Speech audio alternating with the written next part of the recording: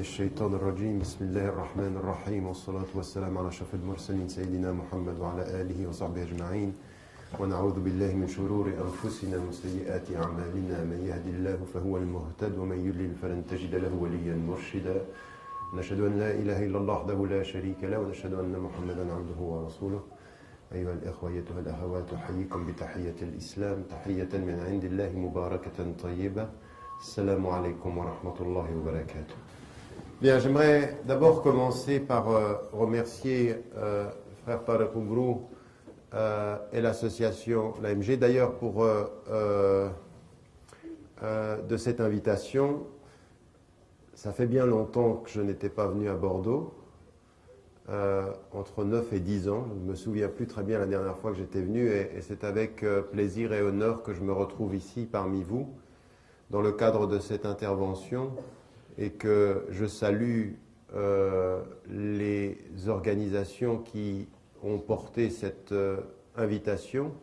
Et puis également, parce que vous les voyez moins, en votre nom à tous, parce que je sais qu'elles ont été extrêmement effectives, toutes les personnes, les bénévoles, les frères et les sœurs qui se sont démenés pour qu'on puisse se retrouver ce soir dans les meilleures conditions. Et Dieu sait, alhamdoulilah, la qualité des conditions dans lesquelles nous sommes. Donc j'aimerais les remercier, jazahum anna kull khair, pour cet accueil et pour cette organisation-là. Le sujet de ce soir, c'est un sujet qui est à la fois délicat et important. Sujet choisi par Tarek, je pense également pour des préoccupations qui sont liées à la communauté. Et pour ce qui me concerne, depuis un certain nombre d'années, en étant sur le terrain, les deux terrains, le travail académique de réflexion sur les fondamentaux, ce qu'on vous a dit dans la présentation des ouvrages, mais également avec la décision de ne jamais quitter le terrain pratique, concret de la vie quotidienne des musulmanes et des musulmans, il est évident aujourd'hui que nous avons un problème de compréhension et de confusion, pas simplement dans la terminologie que nous employons, mais sur les états d'âme et les états d'être et les états de psychologie que nous entretenons. Et donc, de ce point de vue, en tant que musulmanes et musulmans, il est important, à mon sens, de revenir à un certain nombre d'enseignements essentiels et fondamentaux de l'islam pour comprendre ce que veut dire l'essence même de la spiritualité musulmane, ce qu'elle requiert quant à notre gestion de l'émotion, et ce qu'elle exige quant à notre développement intellectuel et rationnel. Et c'est bien le sujet, c'est-à-dire entre justement comprendre la religiosité, entre l'émotivité et le rationnel, quel est ce chemin, quel est ce parcours, quel est ce voyage spirituel qu'il faut nous engager à produire. Et donc j'aimerais, vous êtes très nombreux ce soir, et je n'aimerais pas formuler une intervention, pour ce qui me concerne, qui soit strictement théorique et qui ne vous touche que de très loin. Ce que je vais demander personnellement à chacune et à chacun d'entre vous, c'est de faire un petit détour au moment où je l'exprime, où j'essaye de le traduire, sur votre propre parcours personnel. C'est-à-dire que quand on parle d'émotion, on parle de chacun d'entre nous. Quand on parle de spiritualité, on parle de l'évolution de chacune et de chacun d'entre nous. Et quand on parle de raison, on parle de chacun et chacune d'entre nous. Toute personne qui a compris ce que je viens de dire depuis le début de mon intervention est doué de raison et donc a la responsabilité de sa gestion. Vous ne pouvez pas vous en sortir. Et tous ceux qui ont souri maintenant ont bien compris, donc vous êtes coincés. Donc nous sommes en plein dedans, il va falloir maintenant gérer la question à partir du moment où vous avez compris ce que je viens de dire.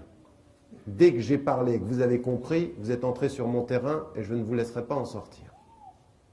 Et donc, de ce point de vue, on va essayer de regarder en 3 étapes ce qui nous est dit. La première des choses, en termes d'introduction, 3 points.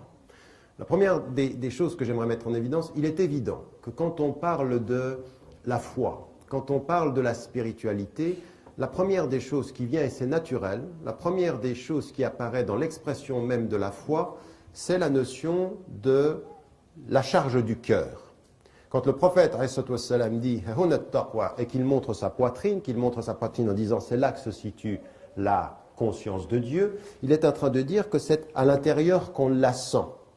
Et les références de l'islam quant à la foi sont fondamentalement liées au qalb. Ceux qui nient Dieu, fi qulubihim maradun. Il y a dans leur cœur une maladie. C'est-à-dire qu'ils ont oublié l'aspiration naturelle vers le transcendant pour la pervertir avec des choses qui est de la perception immédiate des choses et des choses qui leur font oublier l'essence des choses. Donc la maladie du cœur, c'est d'avoir oublié l'attraction naturelle du cœur vers ce qui est au-delà du sensible. Ce qui est une réalité universelle. Vous ne trouverez pas sur la surface de la Terre une communauté humaine, des tribus les plus éloignées en Papouasie-Nouvelle-Guinée jusqu'à Bordeaux, qui n'ait pas, de ce point de vue-là, quelque chose qui soit lié à la recherche du sens. Tous cherchent, au-delà de ce que l'on voit, quelque chose qui nous dise là où l'on va, c'est-à-dire le sens de la vie. Tous cherchent cela. Pourquoi sommes-nous là? Et chacune a sa réponse, mais tous ont la question. Chacune sa réponse, mais tous la même question. Et donc cette dimension, elle est liée aussi pour nous à cette attraction, cette recherche, cette quête. Et ce qui est lié à la foi est lié au cœur fondamentalement. Et il faut faire attention, c'est que la dimension du cœur, elle est particulière en islam et on va y venir. Une autre dimension qui va nous apaiser, puisque la foi est liée à cette dimension-là, vous connaissez la part du verset, souvent on le répète, c'est, n'est-ce pas, au souvenir de Dieu que les cœurs s'apaisent. Et donc les cœurs, c'est directement lié à quoi dans notre terminologie? À la dimension de l'émotif. Le cœur est le siège de l'émotion. Le siège symbolique parce qu'au fond, aujourd'hui, on sait comment fonctionne le corps humain. On ne peut pas placer le siège. D'ailleurs, ce serait ailleurs que ça se passerait, puisque ce que l'on sait aujourd'hui en neurosciences, c'est que le siège de l'émotion n'est pas la partie du cœur physique, mais c'est un lieu qui s'appelle l'amygdale au sommet du tronc cérébral. Donc, les sciences nous disent aujourd'hui qu'il y a un lieu en nous physiquement qui serait le siège de l'émotion. Mais ce qui est plus important pour nous, c'est que dans la terminologie coranique et dans toutes les traditions, on associe la foi au cœur. Donc par la force des choses, on associerait assez facilement la foi à l'émotion. Et donc il faut faire attention, parce que autant la foi n'est pas l'émotion, autant il y a de l'émotion dans de la foi, mais il ne faut pas réduire la foi à l'émotion. Et on va voir comment il faut dépasser l'émotif pur pour aller à la spiritualité profonde par un travail sur l'émotif pour parvenir à la profondeur du spirituel. Et pour cela, il faut passer par la médiation de la raison. Étonnamment. Étonnamment. Et donc il y a quelque chose d'extrêmement important entre notre cœur et notre esprit qu'il faut dans notre vie quotidienne appréhender de façon profonde. Donc premier élément, attention aux confusions qui voudraient justement que nous associons, parce que ça donne l'impression de venir du même endroit, les deux choses, la foi et l'émotion. L'une a besoin de l'autre, mais l'une n'est pas l'autre. Elle n'est pas réductible à cela. Ça, c'est la première des dimensions. La deuxième des dimensions, c'est que on a aussi, dans notre rapport à la foi, l'ouverture sur la notion de la spiritualité, et on en vient aussi à confondre spiritualité et émotion. Or, l'émotion, c'est ce que vous trouvez à la surface de votre être. La spiritualité, c'est ce que vous trouvez au fond de votre cœur. La spiritualité, on éduque le cœur à la spiritualité. On laisse le corps à l'émotivité. C'est-à-dire, on laisse aller le corps à la surface, on est émotif, et on va voir que non seulement ceci est confirmé par tous les textes religieux, de toutes les traditions monothéistes, mais plus encore, vous trouvez ceci dans l'hindouisme le plus ancien, le bouddhisme le plus récent, les différentes écoles du bouddhisme, et vous trouvez ça dans les monothéismes, juifs, chrétiens et musulmans, nous confirmons tous la même chose. C'est qu'il y a, de ce point de vue-là, un travail qui est la spiritualité, elle s'approfondit en maîtrisant la surface de nos émotions. Nos émotions viennent en surface. C'est la surface de notre être. Et donc, il ne faut pas non plus confondre, comme la foi et la spiritualité, il ne faut pas la confondre avec l'émotion. Il faut en venir à une meilleure compréhension de ce que cela est. Dernière des dimensions, et dernier point de cette introduction, c'est de se poser la question, si la foi n'est pas l'émotion, si la spiritualité ne se réduit pas à la réaction émotive, qu'est-ce qui va nous permettre de passer de l'émotion que l'on subit à la spiritualité à laquelle on s'éduque. L'émotion que l'on subit à la spiritualité à laquelle on s'éduque. Qu'est-ce qui va nous permettre ceci? Et c'est là que fondamentalement on va comprendre que dans le voyage spirituel de la musulmane et du musulman, la raison est instrumentale, elle est nécessaire pour être avec soi, être avec le monde, retrouver Allah subhanahu wa ta'ala, retrouver Dieu et s'engager dans le monde. Et vous allez voir qu'il y a plusieurs étapes, au point que l'acte de raison est un acte de dévotion. C'est de la spiritualité en action. Utiliser justement son intelligence pour pouvoir s'approcher du divin, c'est un acte de foi. C'est un acte fondamental de foi, c'est l'acte qui nous permet la spiritualité, à tel point aussi que non seulement on trouve ceci, vous avez des citations et des citations du Coran, des versets où Allah subhanahu wa ta'ala nous renvoie à ceux qui sont doués de discernement, d'intelligence, mais non seulement ceci, il faut même aller trouver dans le cœur une dimension de l'intelligence. Ils ont des cœurs, ils ne réfléchissent pas avec leur cœur. En d'autres termes, même ton cœur doit apprendre à réfléchir. C'est-à-dire, le lieu où tu serais dans le pur émotif, tu dois l'éduquer pour qu'il soit dans le compréhensif, dans la compréhension, dans la connaissance et la compréhension. Et dans la compréhension et la connaissance, il y a le discernement. Le discernement, c'est la compréhension profonde, basée et fondée sur une connaissance acquise et maîtrisée. Donc ça, c'était l'introduction, et là maintenant, on va rentrer dans des choses beaucoup plus concrètes. Simplement pour nous, de sortir déjà des termes. Attention, émotion, c'est pas spiritualité, c'est pas la foi, il faut qu'on distingue les choses. Et comment est-ce qu'on fait pour gérer tout cela? Eh bien, on en vient maintenant à ce que nous dit le Coran et à ce que Allah subhanahu wa ta'ala nous enseigne. Et ce qui nous enseigne, c'est un cheminement spirituel qui va aller de la connaissance à la maîtrise de l'émotif. Et en permanence, c'est un appel à l'intelligence humaine et à la maîtrise et à la compréhension des choses. Au tout début, vous savez, ces derniers versets qu'on trouve dans le Coran, qui sont à la fin du Coran et qu'on lit très très vite quand on est pressé dans nos prières, parce que c'est des sourates qui sont courtes. Les sourates sont courtes, mais le sens est profond.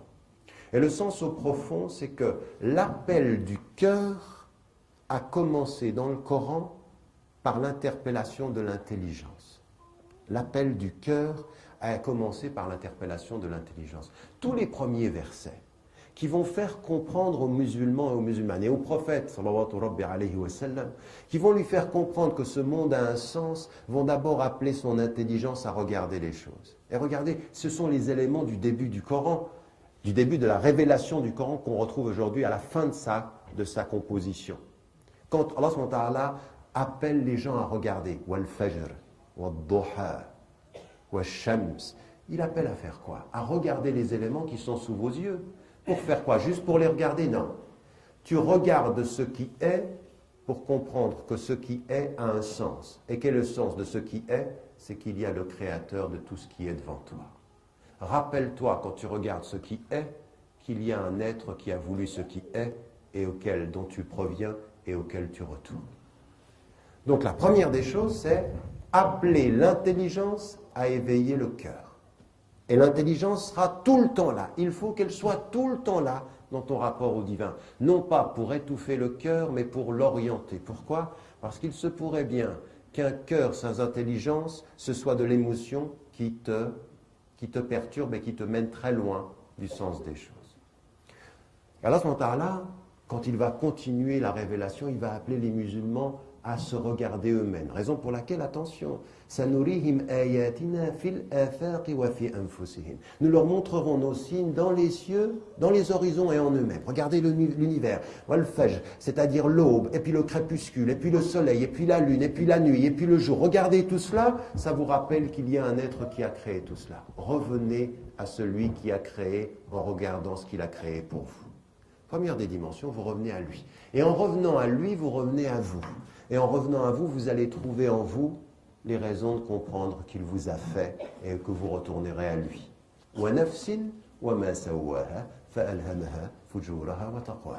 Et l'être, par comment il l'a formé. Il vous a parlé du monde, maintenant il va vous parler de vous. Et il commence dans le verset par vous dire, regardez le monde et revenez à vous.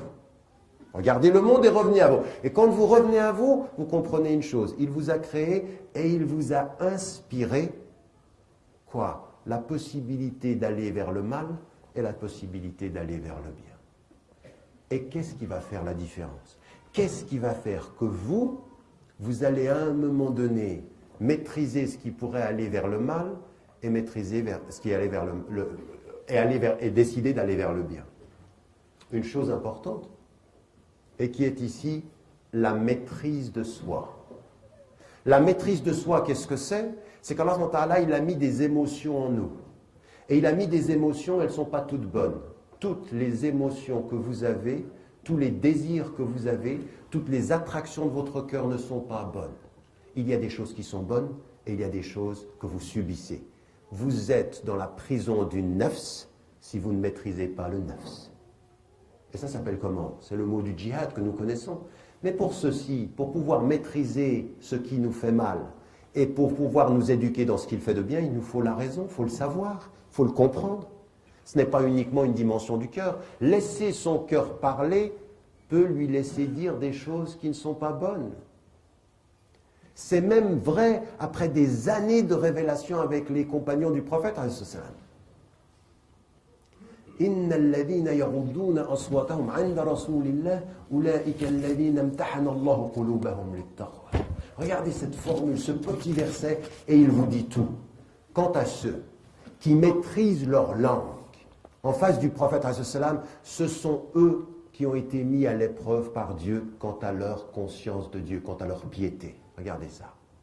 Quant à ceux qui maîtrisent leur langue, qui maîtrisent leur voix. Pourquoi? Parce qu'il y a des gens qui ont été éduqués avec le prophète, jusqu'à Omar, et qui à un moment donné, pris sous l'émotion, pris sous la force de leur émotivité, parlaient fort.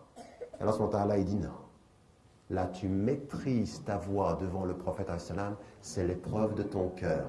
Imtahana qulubahum lit-taqwa. Et l'imtihan, c'est-à-dire c'est une épreuve. En d'autres termes, la foi, c'est exactement ça. Il ne suffit pas que tu crois pour avoir maîtrisé. Il faut que tu maîtrises au nom de ce que tu crois, ce qui pourrait t'échapper.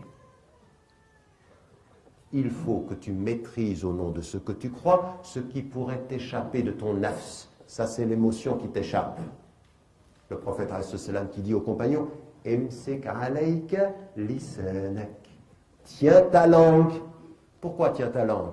Parce que tu es fait comme ça. À des moments donnés, loin de la foi, proche de l'émotion, la parole t'échappe. Même ta langue t'échappe.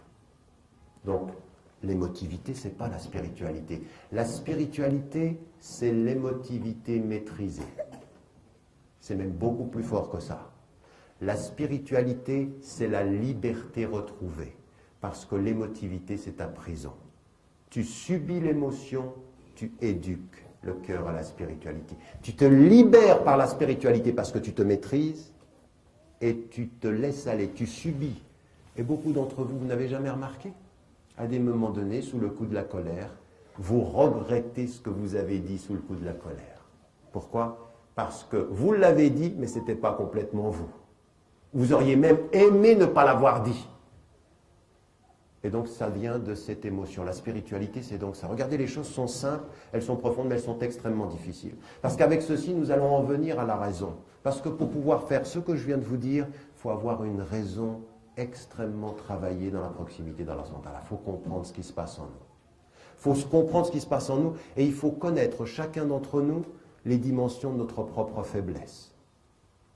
Parce qu'au bout du compte, il faut maîtriser cette émotion. Alors c'est vrai par rapport à nous-mêmes. Dans l'émotion qu'on peut avoir par rapport à nous-mêmes.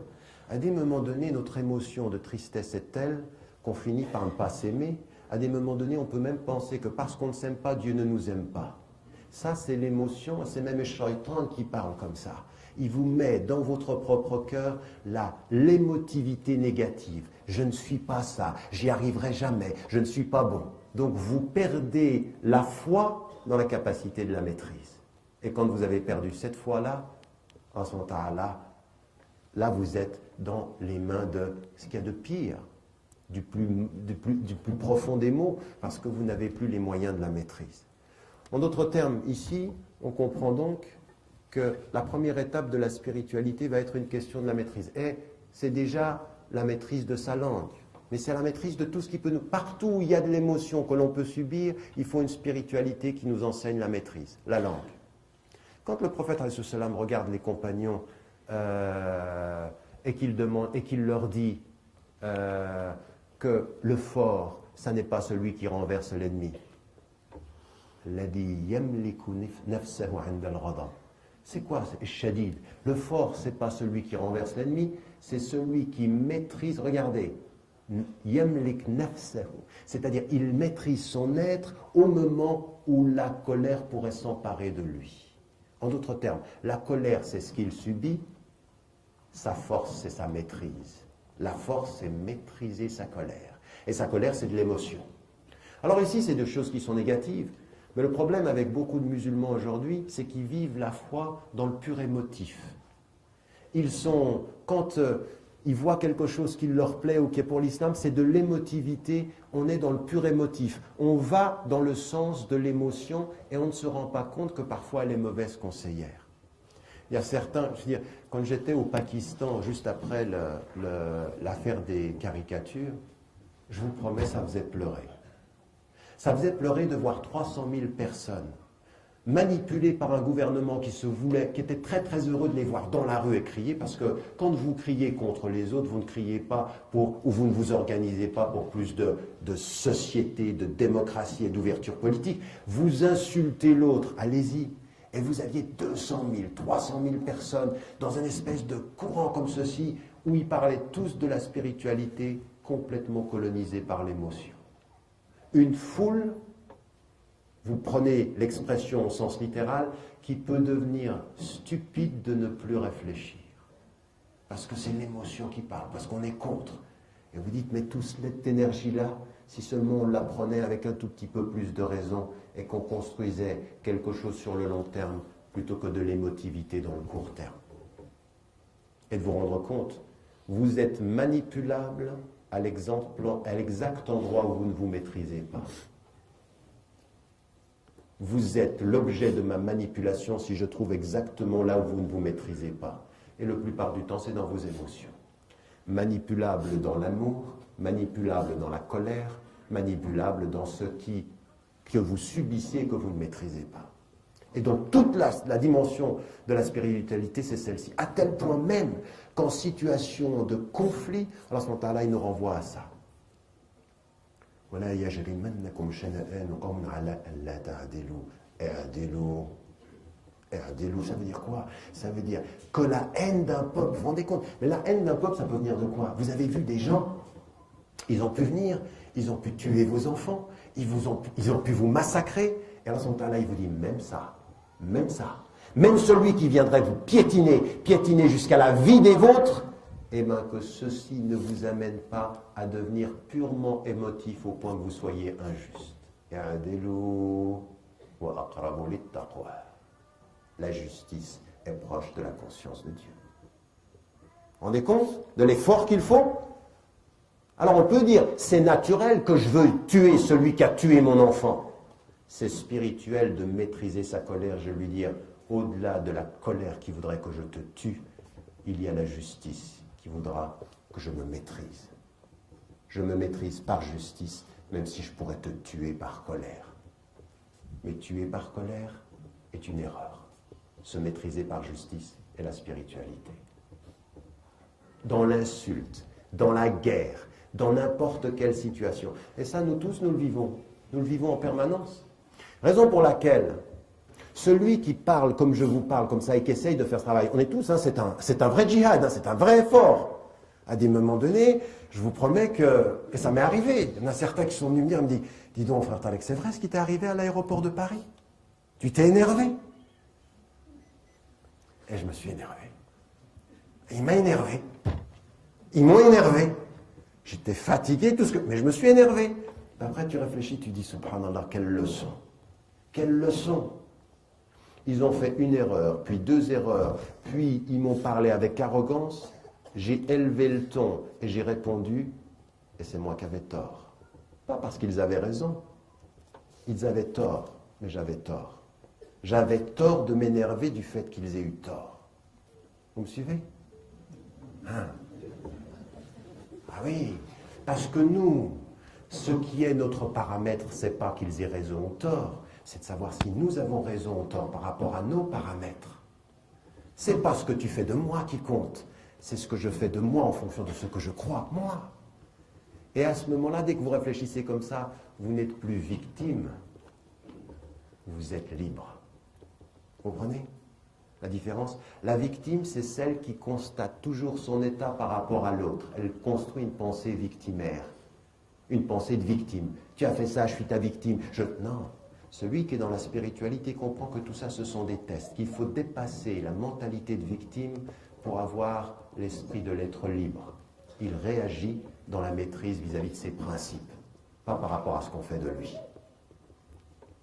Donc ici, on est là dans la dimension de la spiritualité. Vous voyez bien la différence entre l'émotivité que l'on subit et puis cette volonté. Et Allah subhanahu wa ta'ala, il nous aime. Il nous aime au sens où, même dans la spiritualité, parfois on est attiré par le fait de l'émotion, et même dans la spiritualité, Allah subhanahu wa ta'ala, il a fait qu'il y a des choses que nous aimons dans cette maîtrise. Allah subhanahu wa ta'ala, il a fait que vous aimiez, aimer au sens d'aimer, ça c'est de l'émotif. Il a fait que vous aimiez ça et il l'a embelli. Parce qu'à des moments donnés, la douceur de la foi, c'est que quand on vit cette expérience-là, on l'aime. Au bout de la maîtrise de soi, il y a un état où on se sent libre. Vous voulez que je vous donne un exemple? C'est difficile ce que je vous dis, ce qu'on doit vivre. Tous les musulmans, nous on est tous. Ça, c'est des choses très quotidiennes que nous vivons tous. Vous sortez dans la rue, on vous insulte, vous arrivez à un kiosque, vous sentez que la personne, elle n'aime pas tellement les pas très blancs, ou les un peu arabes, ou les vrais musulmans. Vous sentez ça, une maîtrise. Et votre dignité renvoie la personne à son indignité. Vous voyez, vous n'êtes pas obligé de dire aux gens, mais vous êtes indigne, mais vous êtes raciste. Non, à des moments donnés, le seul fait d'avoir plus de dignité que leur racisme leur renvoie à leur racisme. Laissez-les penser pour eux-mêmes. À un moment donné, votre dignité, c'est juste un miroir.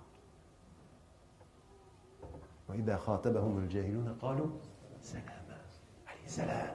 Paix. Ma paix, c'est ton miroir. Tu te débrouilles avec tes émotions. Je vais construire ma dignité. Ça, c'est une dimension qui est très importante. Mais vous voyez bien que si on a bien compris ce message-là de l'islam, on comprend que c'est un vrai travail. C'est pas facile d'arriver à cela. C'est une vraie épreuve. C'est un vrai travail quotidien sur lequel on passe de cette émotion maîtrisée, on passe à quelque chose qui est dans l'ordre de la spiritualité et un travail sur soi.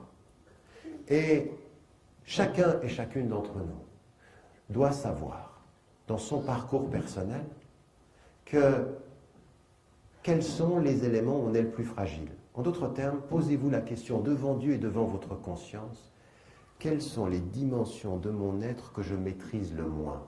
Quelles sont les émotions qui m'échappent le plus vite? Il y en a certains, quand ils sont attaqués émotivement, ce n'est pas la bouche qui réagit. Il y en a même certains, quand ils sont attaqués émotivement, ils se ferment. Oui, les psychologues nous l'enseignent. Il y en a, dès qu'ils sentent l'attaque, ils se ferment. Mais alors, à l'intérieur de la tête, ça tourne et tous les mots de la planète y passent. Toutes les insultes y passent. Personne n'a entendu, mais l'émotion a parlé. Et là, ça veut dire que sur la spiritualité, il faut maîtriser cette réaction. Il y en a d'autres, dès qu'ils sont attaqués, tu n'as même pas fini ta phrase, qu'ils ont déjà répondu par 14 mots. Et pas les plus beaux. Il faut maîtriser sa langue. Il y en a d'autres, le prophète, il le dit, comme il a dit à chacun des compagnons, la tardab, c'est-à-dire ne te mets pas en colère. Pourquoi? Parce que la colère, c'est ce qui fait perdre ton cœur. Tu perds la foi si la colère te gagne. Tu perds la foi au moment, l'instant précis où la colère te gagne et tu dis n'importe quoi. Donc chacun doit faire son travail personnel. Là, vous n'avez pas besoin d'un cher, juste d'un miroir et d'un tout petit peu de silence. Puis vous réfléchissez. Quand est-ce que je me perds à moi-même? Quand est-ce que les émotions me gagnent? Quand est-ce que je suis colonisé? Eh bien, tout ce que je viens de vous dire là, c'est universel, c'est dans toutes les traditions, et en islam, il faut commencer par là. Mais il faut commencer par là. Tout ce que je vous ai dit, ça commence par quoi?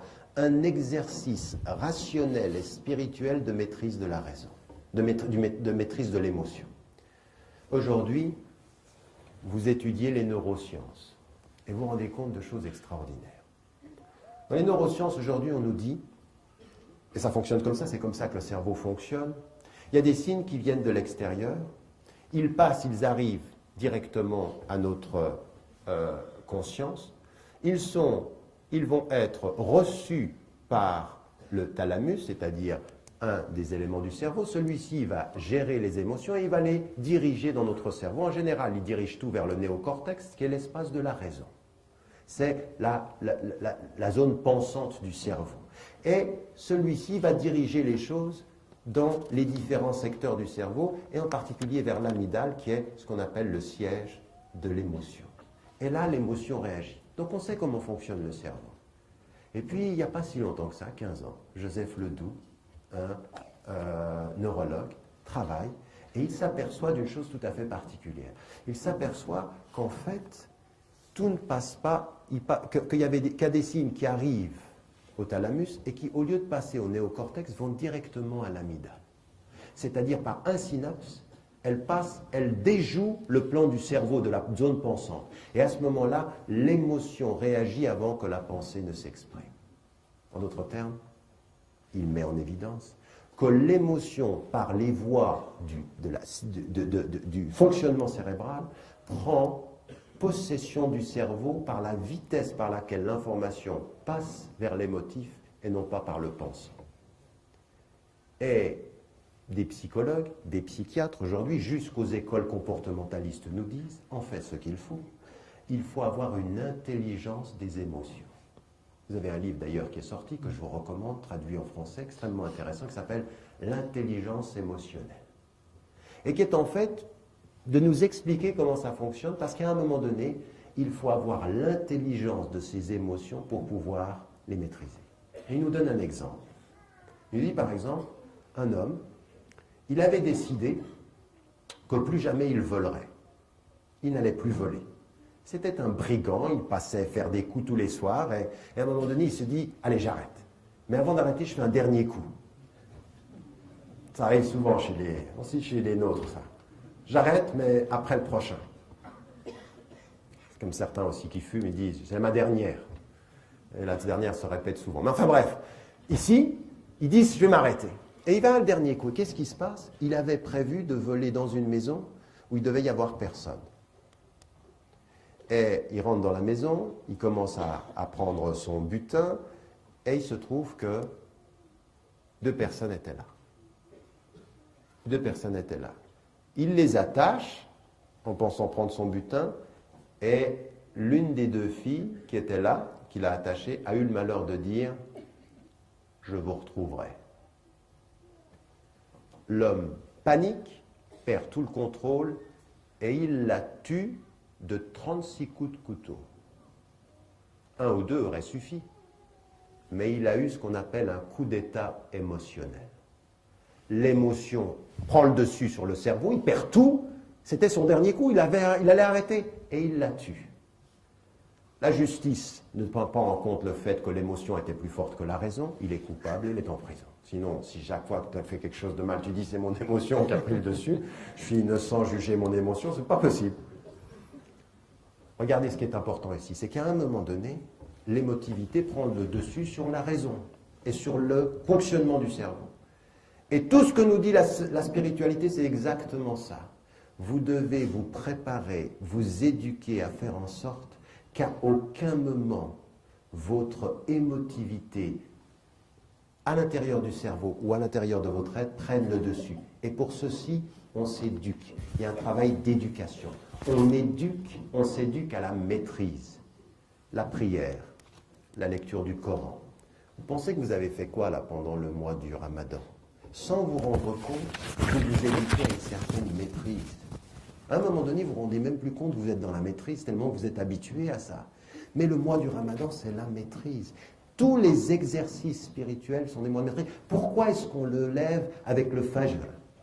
Pourquoi on ne se laisse pas dormir? Parce que dans l'émotion, dans le sommeil, il y a quelque chose qui c'est de se laisser aller, de laisser aller son corps. La résistance au sommeil est un des éléments de la maîtrise qui va éduquer votre esprit à éduquer vos émotions. Sans que vous vous en rendiez compte. Pourquoi? Parce que la spiritualité veut dire que jamais on ne se conçoit comme victime, parce que la victime serait l'émotif, la spiritualité c'est la prise en charge, c'est l'agent, et le mukallaf, c'est-à-dire je dois répondre à ça. La victime c'est je subis mon émotion, le spirituel c'est que je m'engage à l'éducation, je m'engage à l'éducation spirituelle, je subis l'attaque émotive, donc je m'engage, donc on est un agent actif, et la deuxième des choses qui est déterminante, et qui est plus que simplement être un agent actif, c'est que nous sommes dans la construction, nous sommes dans la réflexion, nous sommes dans l'évolution, étape après étape. Nous sommes passés du naturel au spirituel. Et cela, ce que j'aimerais dire à nos frères et à nos sœurs, notre communauté est malade de ces confusions. Parce que nous voulons de l'émotif, nous voulons de l'amour, nous voulons des choses qui sont naturelles, mais dans la tradition, toutes les traditions spirituelles, tout cela est bon. L'amour est bon, mais il faut apprendre à aimer. Oui, l'émotion est bonne, mais il faut apprendre à la maîtriser. L'émotion, elle est bonne quand tu apprends à la maîtriser, pas quand tu la subis. Et la spiritualité, c'est le chemin de la liberté. Et quel est l'un des chemins de la liberté? C'est l'usage de sa raison. Alors, permettez-moi de terminer là-dessus parce qu'il faut que nous devenions non pas les éléments passifs de nos émotions, mais les acteurs et les agents actifs de notre spiritualité, de notre raison. C'est ça la religiosité. Et quels sont les signes?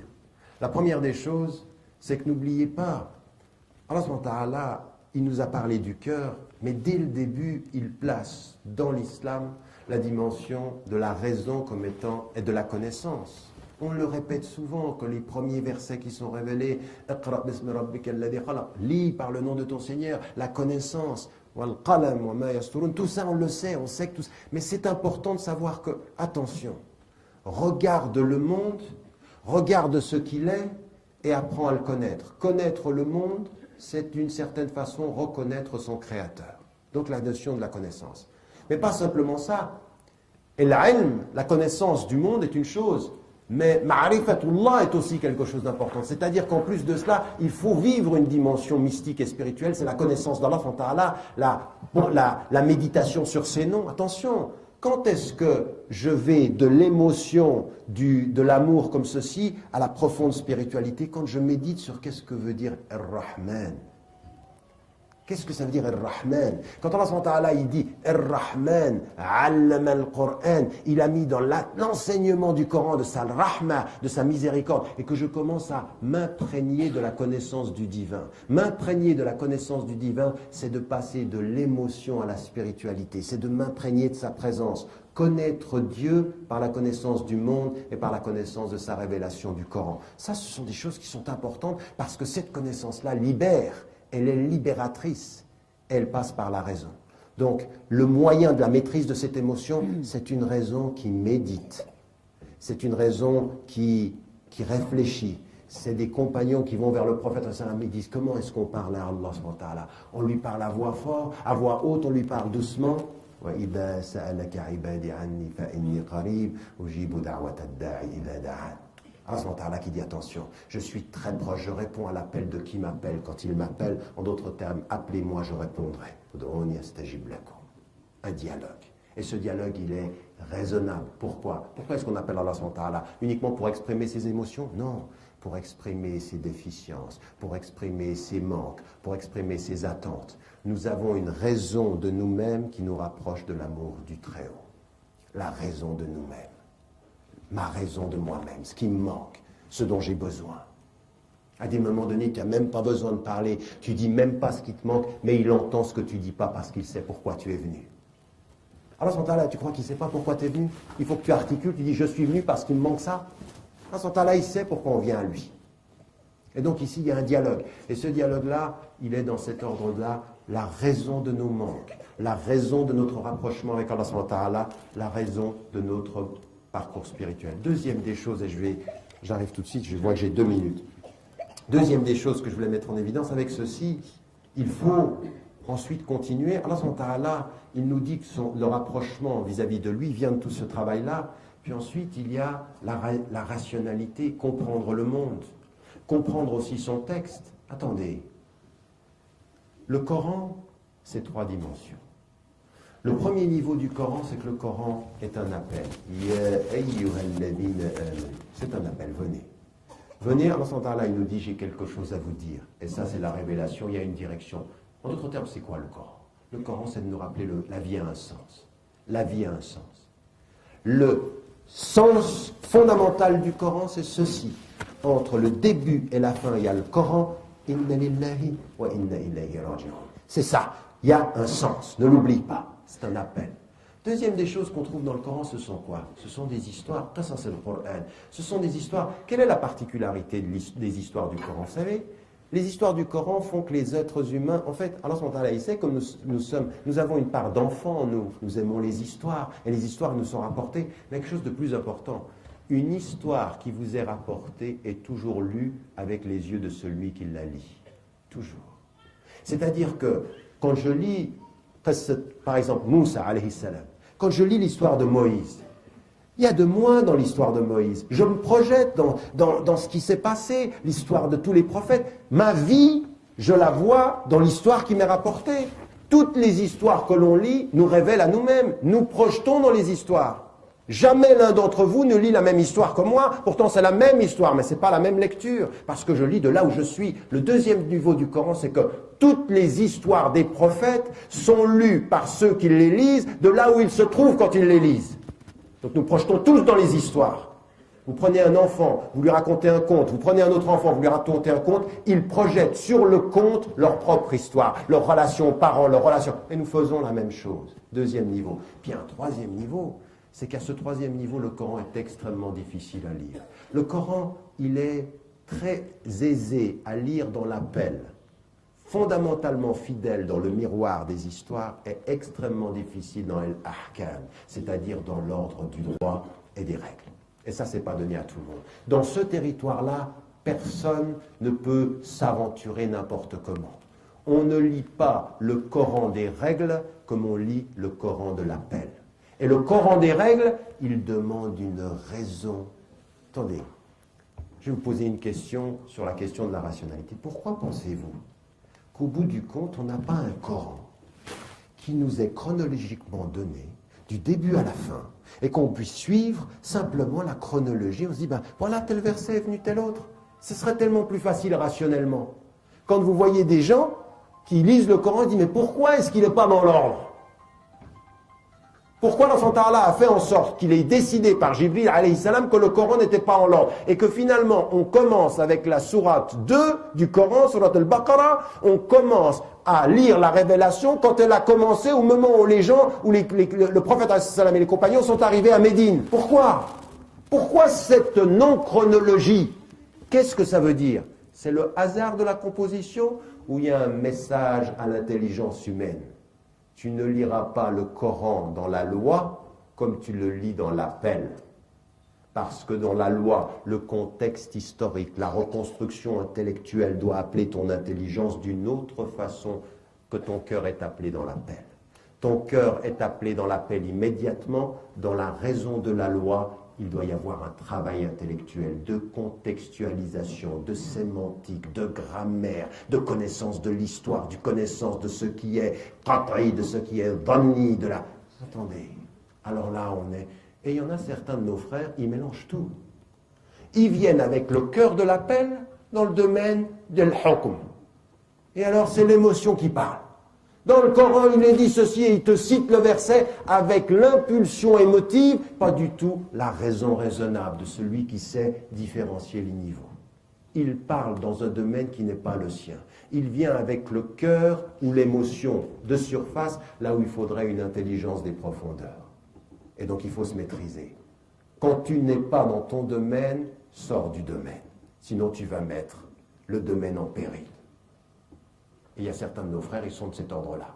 Dernier point que je voulais dire avec tout ceci, c'est qu'aujourd'hui nous sommes dans une situation en tant que musulmans où, s'il vous plaît, il faut aujourd'hui passer à la maîtrise spirituelle de tous ces niveaux-là et cesser d'être des émotifs consommateurs et être des raisonnables acteurs.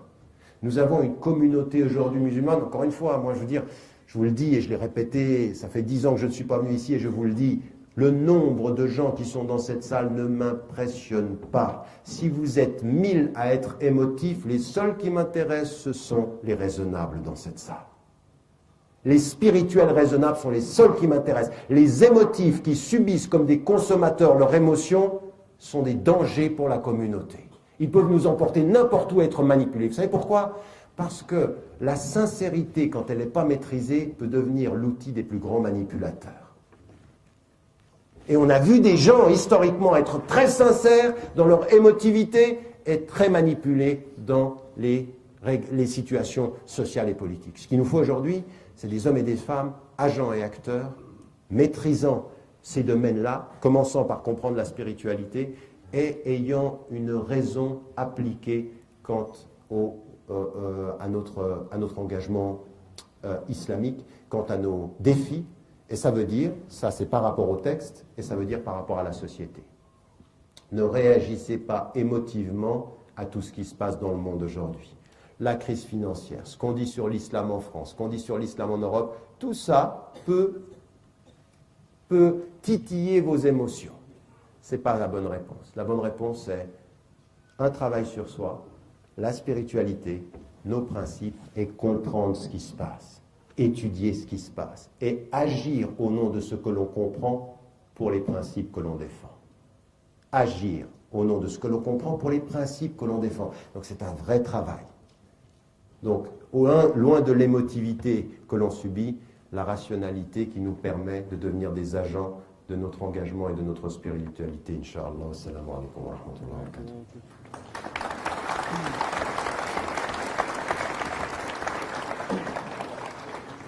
Je passe la parole à notre frère, l'imam, recteur de la mosquée de Bordeaux, Tariq Obrous.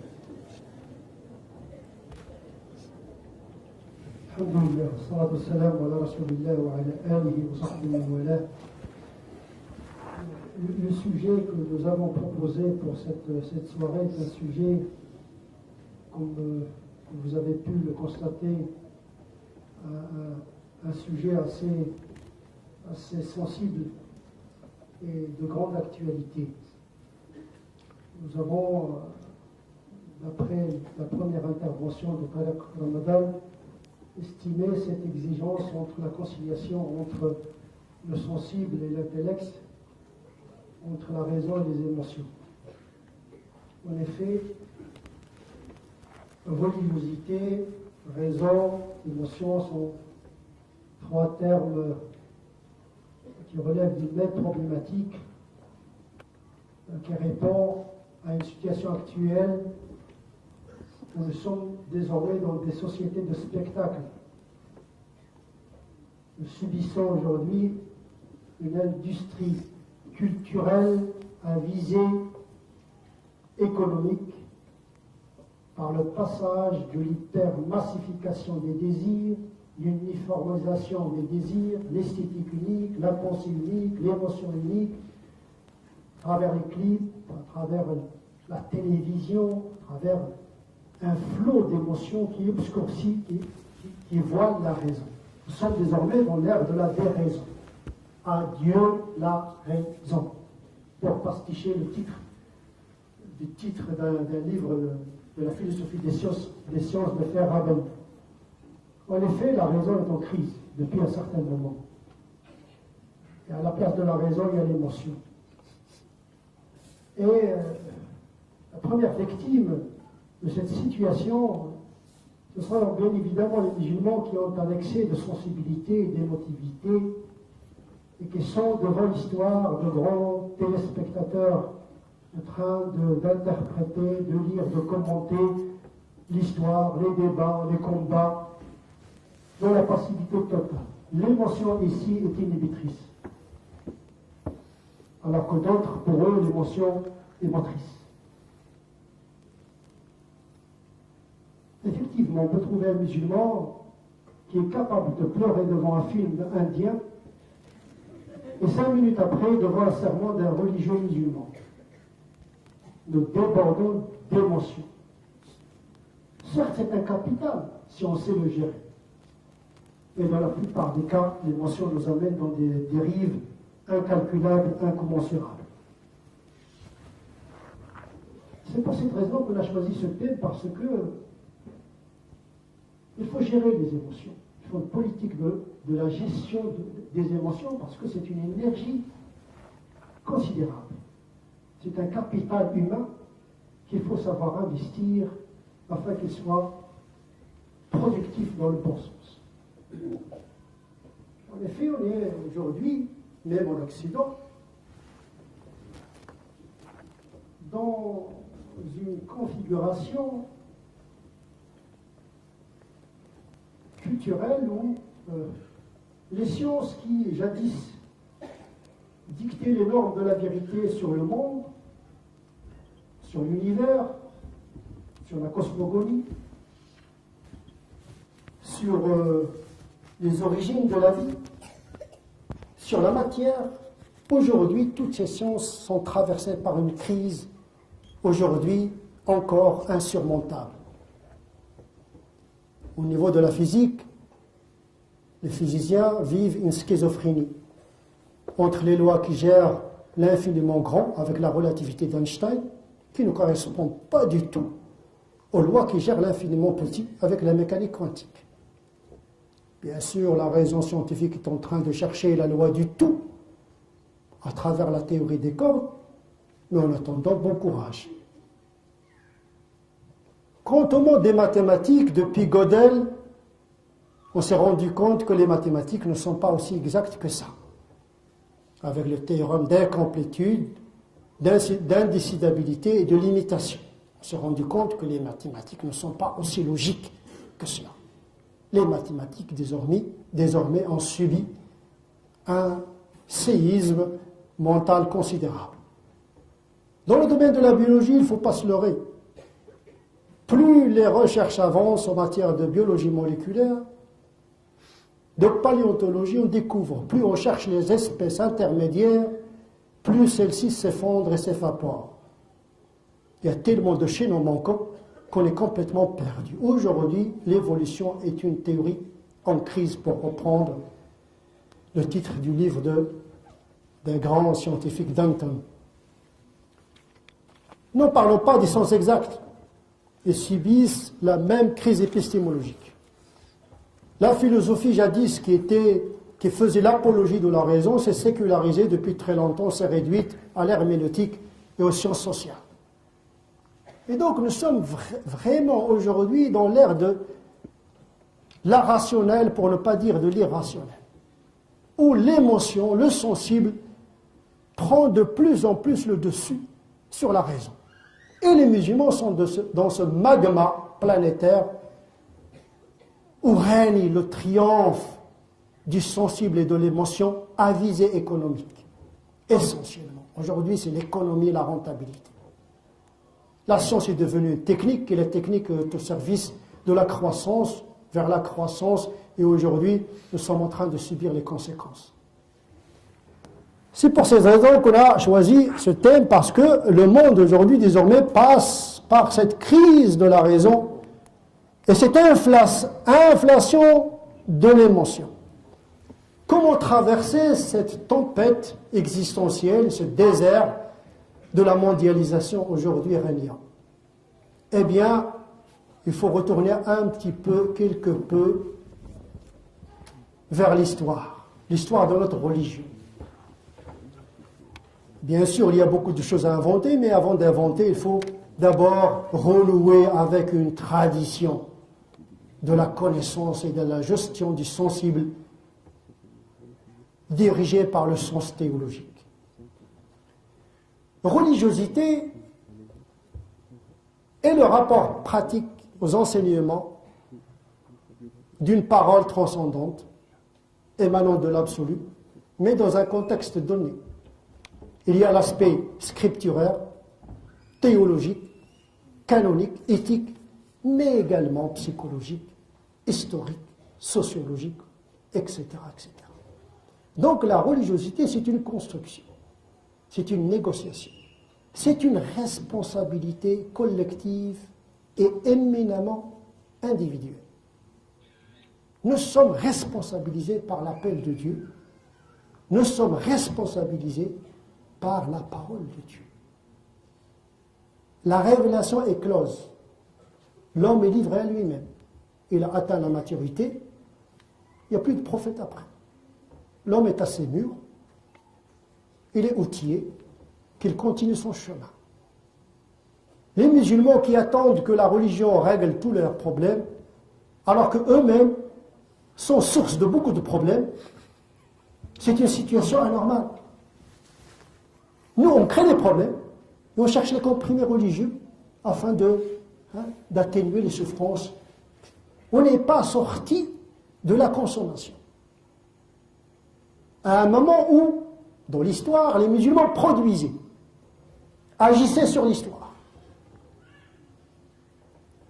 3 pistes pour construire cette religiosité en oscillant entre la raison et l'émotion.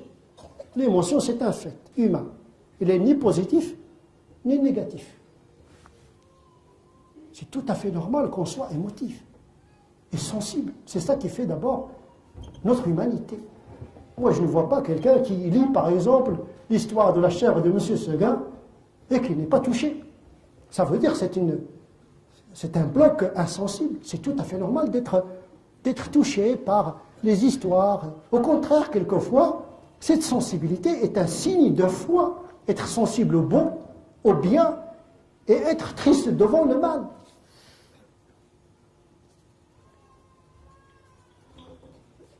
Et donc notre religiosité se construit en passant par 3 phases essentielles. On ne va pas réinventer le monde. 12 siècles, 13 siècles de travail théologique, d'une multitude de générations de savants, et qui nous ont laissé un gisement inépuisable de connaissances. Nous devons faire un petit tour dans le passé, avant de réinventer le présent. Pas de rupture, ni par rapport à l'histoire, ni par rapport au présent et à notre contexte. Nous devons opérer cet écart qui demande de notre part une grande gymnastique, aussi intellectuelle que morale. D'abord, il y a l'appel à la fois, comme Tariq Ramadan l'a éloquemment souligné. Le Coran, c'est d'abord un appel. À quoi? À Dieu. Un appel au sens de la vie, essentiellement. Si vous faites des statistiques, vous allez voir que le nombre des versets qui appellent à Dieu, qui parlent de la résurrection et que la mort n'est pas le néant, et qui nous trace le sens de l'existence. D'abord, l'islam, c'est le sens. Le Coran, c'est d'abord le sens. Les origines premières, les fins dernières, le salut, Dieu, le Créateur. Il nous informe même sur la nature et sur notre nature. Ala ya'lamu man khalaqa wa huwa al-latiful khabir. Ne connaît-il pas ce qu'il a créé lui-même? Lui, le doux, le subtil et le bien informé. Et donc, la foi en tant que sensibilité noble n'est pas livrée à elle-même, parce que la foi, on la trouve chez tous les êtres humains. Par contre, la croyance est elle qui structure l'expression idéale et sensible de cette foi. C'est ce qu'on appelle la aqidah. Ne pas mélanger l'iman, la foi, et la aqidah, qui est l'ensemble de dogmes révélés. Certains sont univoques, d'autres sont plurivoques, amphibologiques, et qui demandent également l'implication de la raison quant à l'extraction de leur sens. Donc même au niveau du sens, le travail n'est pas fini. Même au niveau de la foi, des idées que nous devons avoir de Dieu, de l'être humain, de la liberté, du déterminisme, de la liberté humaine, de l'animal, des plantes, des planètes, tout ceci participe du domaine théologique. C'est-à-dire, dans mon vocabulaire, le domaine de l'aqidah, le domaine des croyances qui structure le mental et qui doivent trouver une forme d'expression par le canal et les canons de la charia ou de la loi. Et donc la religiosité, c'est une foi, mais ce n'est pas une foi livrée à elle-même. On n'a pas le droit, en tant que musulman, de croire à n'importe quoi. Et on n'est pas censé de croire à n'importe quoi. Nous devons examiner les éléments, les éléments de la croyance. C'est pour cette raison que les musulmans ne se sont pas contentés du fait que Dieu est unique et le débat est clos, circuler, il n'y a rien à voir. Le dogme de l'unicité qui est simple, mais c'est ça son mystère, c'est qu'il est simple, mais il est profond. Il a fait couler des fleuves d'encre théologique. Donc il y a une pratique de la raison pour recevoir l'information au niveau du sens. Parce que ce sens, il détermine tout. C'est lui qui donne sens à salat. C'est lui qui donne sens à zakat. C'est lui qui donne sens à sadaqa. Celui qui donne sens au bien et au mal. Donc il y a une approche discursive, spéculative, rationnelle des éléments de la foi. Cette approche est nécessaire et vous allez voir qu'elle n'est pas suffisante. Voilà, on a le Coran, il y a des appels, on est croyant, on sent qu'on a la foi, c'est une sensation, c'est une sensibilité, mais il doit se structurer au niveau des idées, au niveau des attributs de Dieu. De quel Dieu s'agit-il? De quelle lecture de l'unicité s'agit-il? Est-ce qu'on va accepter le littéralisme des anthropomorphistes ou les abolitionnistes rationalistes qui abolissent les attributs, ou bien de frayer un chemin médian entre la métaphore et la lettre du texte? Concernant le discours sur Dieu, lequel discours sur Dieu a pris en considération le contexte de la révélation? Je ne vais pas aborder ce sujet un peu crucial. Bref, le secteur du sens théologique appelle à la foi, mais appelle à l'implication de la raison dans la compréhension des éléments qui fondent et qui légitiment la foi. Raison ici n'est pas intelligence. Ne confondons pas, on peut être très intelligent mais pas raisonnable. L'aql, c'est un terme qui engendre, plutôt, qui englobe et l'intelligence et la sagesse, l'intuition, l'inspiration. L'aql et le qalb, quelquefois, c'est la même chose. Le qalb, c'est le centre par lequel nous discernons. Et quelquefois, l'aql, en vérité, certains savants disent l'aql, le qalb, c'est l'aql. Parce que vous n'allez pas lire dans le Coran l'aql. Yaqilun, oui, le verbe conjugué. Mais l'aql, ça n'existe pas dans le Coran. Certains ont compris que le qalb, c'est l'aql. Donc il contient une dimension sensible, affective, avec de l'intelligence et de la sagesse. L'aql d'ailleurs, c'est un dérivé de aqala, ça veut dire brider. Il modère les instincts et l'affect pour permettre à l'intelligence de s'exprimer. Et donc, voilà, première strate de l'approche dans la religiosité, c'est ce sens qui oriente la foi, qui est une sensibilité, demande l'implication d'un travail intellectuel, de l'ijtihad. Une fois qu'on a adhéré aux éléments univoques du dogme islamique, eh bien comment exprimer cette foi? La foi ne légitime pas n'importe quel comportement. La foi en tant que telle ne légitime pas n'importe quel comportement. Vous n'allez pas faire, au lieu de 4 rak'at, tu diras, moi je suis très généreux, je vais donner à Dieu 5 rak'at. Non, non, non. 4 rak'at pour d'or, ça suffit. Si tu veux faire une nafila, tu la fais ailleurs. Tu peux faire 1000 rak'at, mais en dehors des 4 rak'at. La première expression de la foi, c'est d'abord un domaine qui met en rapport, en diapason, l'homme et son créateur. C'est le point de départ. Al-ibadat. Après la foi, il y a l'ibadat. Salat, siyam, le hajj. Qui ont un impact direct sur le cœur. le dhikr, qira'at al-Qur'an, tout ce qui est de l'ordre du vertical. C'est structuré par la loi. Et là, il faut travailler aussi la loi. Comme il a été dit dans les paroles de Tariq Ramadan, c'est que bon, le droit, c'est de l'intelligence. Il se peut qu'un non-croyant comprenne la loi alors qu'un musulman passe à côté. Ce qui est surprenant chez nos savants, c'est que l'imam Shatibi, dans son monumental ouvrage le Muwafaqat, je le mélange avec le Mawaqif de Amir Abdel Qadir parce que je suis encore sous l'emprise de Amir Abdel Qadir. Qu'est-ce qu'il disait dans ce livre? Qu'est-ce qu'il dit encore dans ce livre?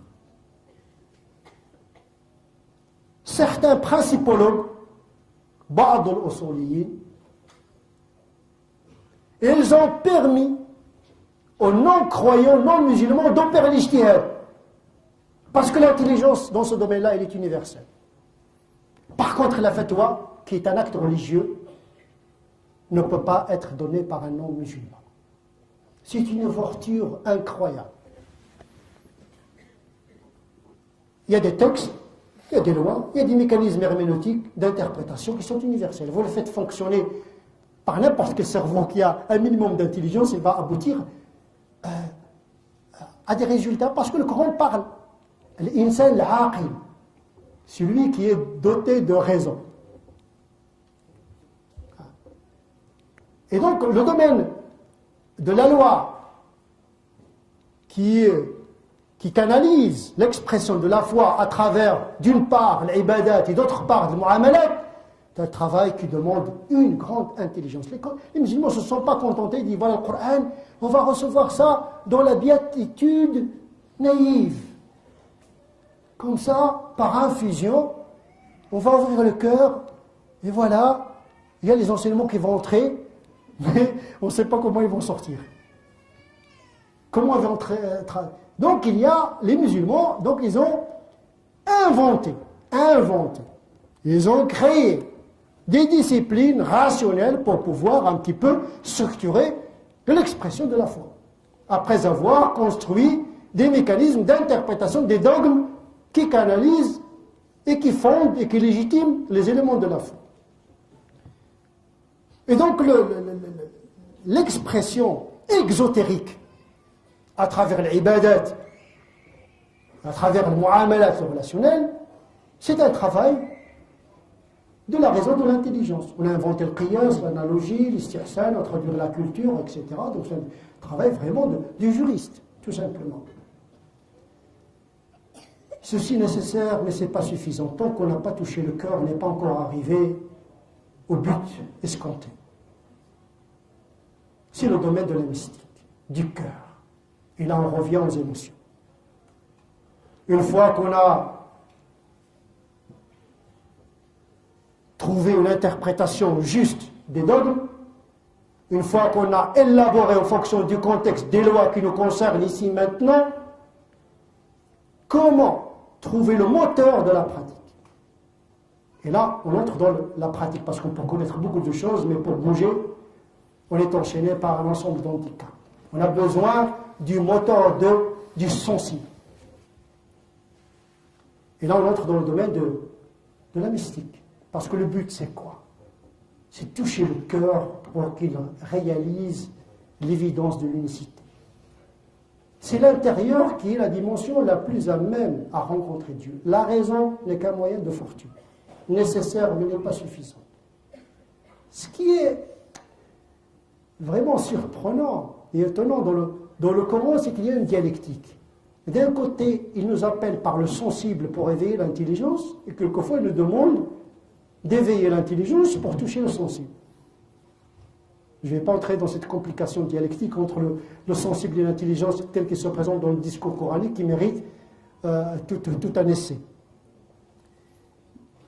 Mais la motivation est essentielle. La motivation et l'émotion sont essentielles. Parce que la motivation doit être une émotion. On a besoin d'une charge émotionnelle, l'étincelle qui fait fonctionner le moteur. al-intibah min raqdati al-ghafla, comme disent les mystiques. L'éveil du sommeil de l'âme. Comment se réveiller? Comment faire jaillir l'étincelle de la lumière d'un cœur somnolent? Eh bien, c'est le travail des mystiques. Et même les mystiques, ils ont fait un travail intellectuel. On ne peut pas éveiller le cœur n'importe comment. On ne peut pas engager le cœur et le sensible dans la découverte de Dieu sans une forme de rationalité. On a vu dans l'histoire de l'islam, Turuq Sofiya, des lectures des maîtres spirituels qui maîtrisent et la théologie et le sharia en même temps. Pour moi, le sharia, c'est le système normatif qui codifie pour les comportements exotériques des individus, mais qui maîtrisent le psychologique et qui ont l'approche expérientielle intérieure et qui ont goûté à la perception gnostique du divin. Nous avons les théologiens en matière de l'aqida, nous avons le fuqaha al-usulin en matière des lois qui structurent le comportement du corps, mais nous avons également les maîtres autorisés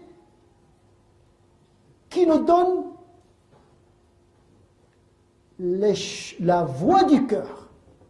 Tawakkul, c'est un sentiment, c'est une émotion, c'est un sentiment. Mahabbatullah, mais c'est un sentiment. L'ikhlas, tous les actes nobles sont intérieurs. Ce sont des pratiques, mais une pratique du cœur. Le faqih, lui, il ne parle pas de tawakkul, le khushu', l'ikhlas, ce n'est pas son domaine. Il peut vous dire, voilà, vous avez fait 4 rak'at, vous avez respecté les mouvements de salat, etc. Votre prière est valide. Exotériquement. Mais ésotériquement, il faut réaliser d'autres critères de validité de la prière. On n'aime pas n'importe comment. L'amour ne justifie pas n'importe quoi. Il ne suffit pas d'aimer Dieu pour faire n'importe quoi. L'ikhlas. L'ikhlas, ce n'est pas un sentiment gazeux. Être dans les bras. Oh, alhamdoulilah, je suis dans la spiritualité, dans une assemblée. Ah, on a plané. Vous avez plané où? Ça, c'est la transe, oui. C'est pas de la spiritualité. C'est peut-être le psychologique, c'est un sentiment peut-être spirituel, mais n'a pas cette profondeur que cherchent les maîtres de la voie initiatique qui mènent vers la rencontre et le mystère et la vérité de Dieu. Parce qu'en définitive, il s'agit de croire. C'est d'être le plus près de Dieu. C'est le programme que doit avoir en principe chaque cheminant musulman qui est conscient du but de son existence. Mais on a besoin des moments de trouble, d'émotion, comme des moments de transition d'un état inférieur à un état supérieur spirituel. Nous avons l'exemple inaugural, fondateur de l'importance de l'émotion dans la quête de la vérité. La rencontre de Rasul sallallahu alayhi wa sallam avec Jibril. Quand il a reçu l'information révélée, il a été troublé, abasourdi. C'est un trouble nécessaire pour opérer le saut vers Dieu. Tant que le musulman n'a pas senti un moment de sa vie cette secousse émotionnelle qui le trouble, il n'a pas encore mis vraiment le premier pas dans la voie de la quête de Dieu. C'est vrai, il y a beaucoup de musulmans qui se réveillent, mais qui se réveillent mal. Ils étaient égarés, ils étaient dans une distraction, ils étaient voilés. Mais ils ont subi véritablement cette rencontre avec la spiritualité. Leur vie a complètement basculé dans le bon sens du terme. Mais malheureusement, ils n'ont pas su gérer le patrimoine émotionnel, ils n'ont pas su l'orienter à travers la théologie qui donne le sens, et à travers le canonique qui structure le comportement, et à travers le mystique qui trace la voie du cœur vers le salut. Mais tout ceci, ça demande des professionnels.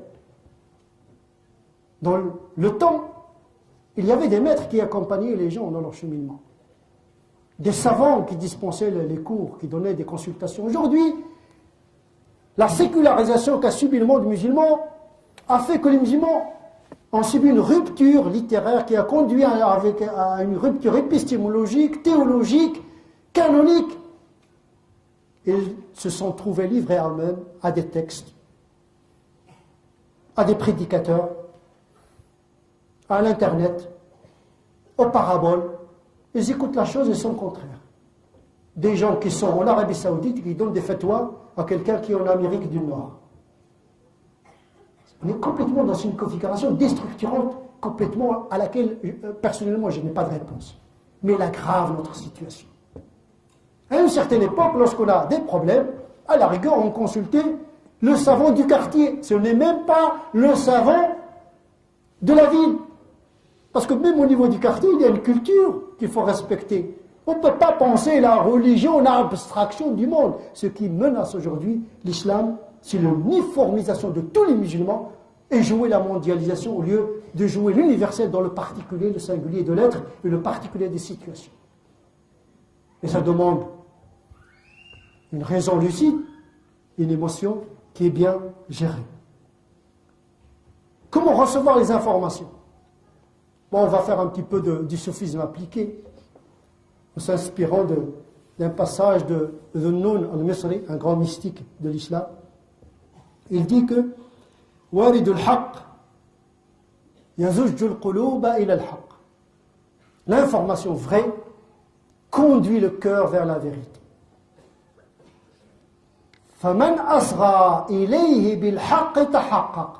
Celui qui sait écouter la vérité réalisera quoi? L'unicité de Dieu, qui est le pivot de toute la pratique d'un musulman. Et celui qui reçoit l'information avec les passions, eh bien il va s'égarer.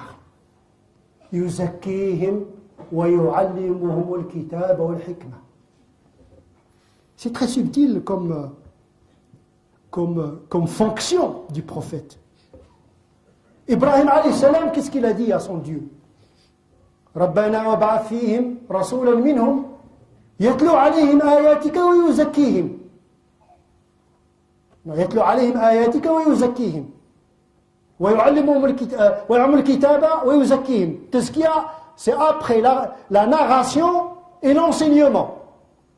C'était la demande d'Ibrahim.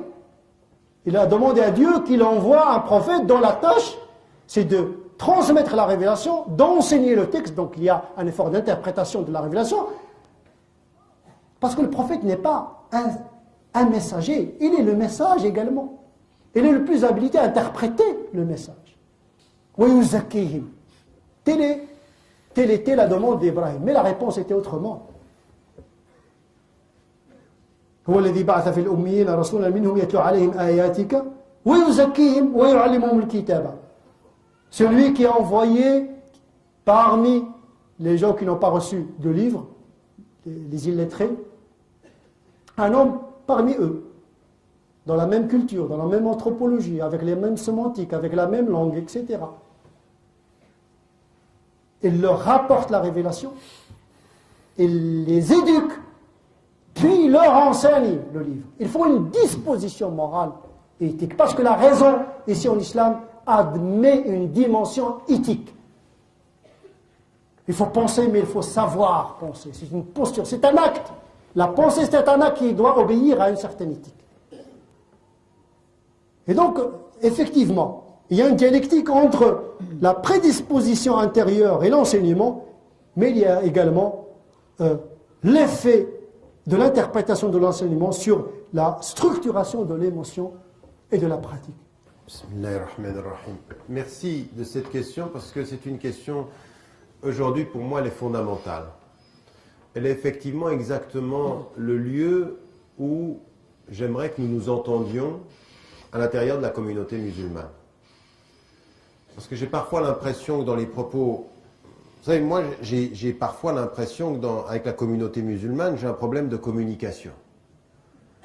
Un problème de communication pour plein de raisons. D'abord parce que c'est une communauté qui lit peu, c'est une communauté qui pense à géométrie variable, selon le temps et selon le moment, et qui est extrêmement émotive. Je veux dire par là, je vous donne un exemple. Il y a quelques années de cela, je devais partir aux États-Unis, mon visa est révoqué. Je reçois des lettres du monde entier, mais un héros. Masha'Allah. Ça c'est le frère, puisque même Bush ne le veut pas. Et j'ai toujours dit d'ailleurs que d'être interdit par l'administration Bush, c'est plus un honneur qu'un déshonneur pour moi aujourd'hui. Mais je ne confonds pas l'Amérique avec Bush. Cela étant, vous avez ceci. Puis d'un autre côté, tout à coup, certains ont entendu, Tariq Ramadan va travailler pour le gouvernement britannique. A'ouzou billah, le frère. Pas de vérification de l'information, rien du tout. On vous emmène à droite, on vous emmène à gauche, et puis on y va à droite, et on y va à gauche. Le frère, il est au paradis hier, il est en enfer demain. Cette communauté, ça suffit. Vous, je pourrais admettre, je vais vous le dire, si je vais dans certains endroits d'Afrique, et je suis un amoureux de l'Afrique, je suis un amoureux du Sud d'abord, et je suis un amoureux de l'Afrique. Mais quand je vais dans des situations où il y a des gens qui n'ont pas de quoi s'être éduqués, ils n'ont pas d'école, ils sont dans la survie. Quand on est dans la survie et qu'on est dans l'émotif, on a des circonstances atténuantes. Mais quand on est, comme nous sommes aujourd'hui, dans une situation où on a de quoi pouvoir lire, de quoi pouvoir s'éduquer, on n'a pas de circonstances atténuantes. Je ne minimise pas ce qui est en train de se passer pour certains dans les banlieues françaises, dans la paupérisation. Je ne minimise pas ce qu'on fait subir à des jeunes dans les prisons, les humiliations dans les rues. Je ne minimise pas. Mais ceci ne peut pas justifier que toute une communauté de citoyens réagissent de la même façon comme s'ils étaient dans les rues. On ne peut pas tout justifier par « on ne nous aime pas »,« c'est vraiment, les gens sont pas gentils »,« on est des victimes », et puis on est effectivement non seulement passif, mais en plus consommateur, et en plus on est juste dans le réactif. J'ai gagné la bataille du sens si je fais de toi un réactif au sens que j'ai donné aux choses. Et nous, aujourd'hui, on est dans cette attitude. Et ça veut dire aujourd'hui qu'il faut revenir à des choses centrales. Quand aujourd'hui, vous êtes en face de ce qui peut se passer par rapport aux caricatures, quand vous êtes en face de ce qui peut se passer en Palestine, qu'il y ait, comme l'a dit le frère tout à l'heure, Tariq Oubrou, il dit une chose qui est totalement vraie. L'émotivité première, le fait de ressentir les choses, c'est un fait. De ressentir, comme le prophète, et on le sait, le prophète, elle avait le visage qui devenait rouge. La colère du prophète, c'est son visage qui devenait rouge quand il y a quelque chose qui déplaisait à Allah. Ça, on sentait. C'est-à-dire qu'il y a, par rapport à son émotion, quelque chose qui est lié à son éthique. Oui, voyez ? C'est-à-dire qu'il est dans l'émotion, il peut ressentir des choses par rapport à son éthique. Là, c'est le degré le plus élevé de la foi, c'est-à-dire quand votre émotivité est régulée par vos principes. Mais nous ne sommes pas comme ça, nous. Nous, on a de l'émotivité qui n'est pas toujours régulée par nos principes, donc on essaye, on fait un djihad al-nafs pour se maîtriser. Mais quand vous êtes en face de situations où on vous a insulté, où on a insulté le bien-aimé prophète, sallallahu alayhi wa sallam, où on est en train de tuer des gens, où on est en train d'assoiffer des peuples, où chaque jour qui passe, il y a la réalité de 100 à 150 000 personnes qui meurent d'inanition d'un ordre économique qui tue des gens, qui fait dire à des gens en Afrique, mais c'est du terrorisme sans qu'on le voit à la télévision parce qu'on meurt de cette faim qui accable le peuple, qui accable les peuples d'Afrique. Quand vous entendez ce qui se passe en Palestine et que ceci vous fait réagir, eh bien vous êtes en bonne santé. Vous êtes en bonne santé. J'aurais peur, quant à moi, d'une communauté qui verrait le malheur, qui verrait l'injustice, qui verrait le déni du droit et qui ne réagisse plus de cœur. La bonne santé du cœur, c'est de réagir à l'injuste et se dire c'est quand même pas possible. Ça, c'est la première attitude. Maintenant, il y a la deuxième. La première attitude, c'est de sentir ceci, et comme le prophète a dit, à un moment donné, moi je me dis, subhanallah, si je ressens ça à ce moment-là, c'est qu'Allah il m'aime. Je promets à un moment donné, j'ai vu des choses en Afrique, je me dis, ce que je viens de ressentir là, c'est Allah, je suis en lien avec lui. J'essaye de l'aimer, et il doit un peu m'aimer pour qu'il mette ça dans mon cœur, c'est-à-dire la révolte devant l'injuste. C'est-à-dire la sensibilité, le cœur qui dit, non, je ne peux pas accepter ça. C'est exactement ça. Et la réaction, c'est de changer ça. C'est-à-dire qui voit parmi vous quelque chose de mal, et bien qu'il le change par l'acte, par la dénonciation et par le qalb. Même si ton cœur, c'est le minimum de la foi, c'est que ton cœur il te dit je ne peux pas le supporter. Mais une fois que tu as ça, c'est là où tu dois devenir un être qui gère son émotion de façon intelligente, raisonnable et libre. Libre. Parce que certains vont te faire réagir dans l'émotion. Toi, tu crois que tu es libre, mais tu tombes dans le piège qui voulait te faire tomber dedans. Il voulait exactement que tu fasses ça. Quand j'étais au Danemark et que j'ai discuté avec le journaliste qui était du journal qui a lancé les caricatures, qu'il était opposé, lui, à tous les autres journalistes, au petit groupe, il m'a dit, c'est une provocation. Il me l'a dit, il m'a dit, moi j'étais de ceux qui ont dit non, c'est une provocation. Pendant 3 mois, les musulmans du Danemark n'ont pas réagi. Ils ont compris, il ne faut pas réagir, c'est un piège. Donc, on n'aime pas, on ne veut pas, mais on est digne. On a une parole qui est de dire non, une distance intellectuelle critique qui maîtrise l'émotion, mais qui sait dire non sans émotion, elle est plus forte que celle qui dira non sous le coup de l'émotion. Parce que sous le coup de l'émotion, tu diras non et d'autres choses. Tu descendras dans la rue, tu vas... Attendez, il y a eu des morts. Il y a eu des morts. J'ai vu, moi, de mes propres yeux, un épouvantail comme ceci de Bush au Pakistan, avec des musulmans qui le prenaient, qui le déchiraient. Je vous promets, wallahi, j'étais comme ça sur le pont, je les voyais, mais ils devenaient fous. Ils avaient perdu la raison. Ils devenaient fous. Et ils confondaient ces actes-là avec l'expression « ça veut dire qu'on aime le prophète ». Oui, je sais, je ne nierai jamais qu'ils aiment le prophète, mais un amour raisonnable est plus fort qu'un amour qui perd sa raison. Car un amour qui perd sa raison, c'est un amour qu'on a utilisé contre toi. Tu crois aimer et on le retourne contre toi. Donc ici, cette première attitude-là, il faut la garder, il faut la ressentir. Puis ensuite, il faut développer quelque chose qui est, comprendre qu'est-ce que veut l'autre quand il fait ce qu'il fait. Qu'est-ce que veut le média français qui va sortir en France une histoire sur l'annulation d'un mariage pour cause de virginité et qui te fait tourner la tête, qu'est-ce qu'il attend? Que toi tu tombes dedans à pieds joints et que tu commences à dire la virginité, pas la virginité, et tu tombes dedans. Alors qu'il faut s'arrêter au droit, tu dis non mais attendez, ne faites pas dire au droit ce que vous aimeriez faire dire à nos émotions. On ne tombera pas dedans. On a la raison raisonnable qui sait ce qu'elle a à dire parce que vous aimeriez qu'on dise.